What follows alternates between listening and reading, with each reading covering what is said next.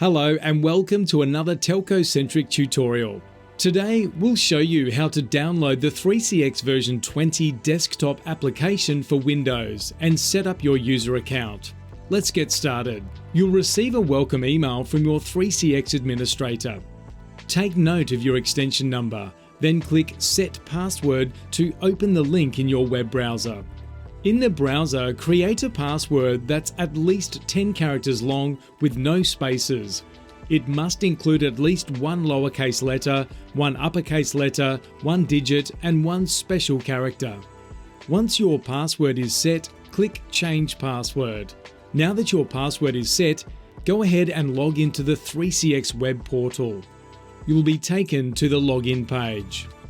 Log in with either your extension number or email address as your username and use your new password.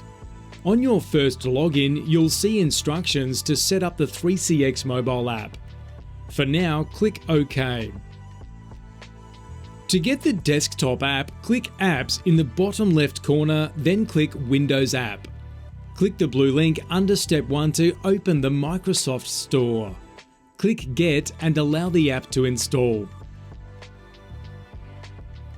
Once installed, click Open to launch the 3CX desktop application. Go back to your web browser and click Provision. Your 3CX account will automatically be provisioned to the desktop app. You're now ready to start making and receiving calls.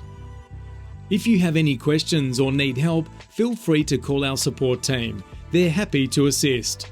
Thanks for being a loyal TelcoCentric customer. See you next time.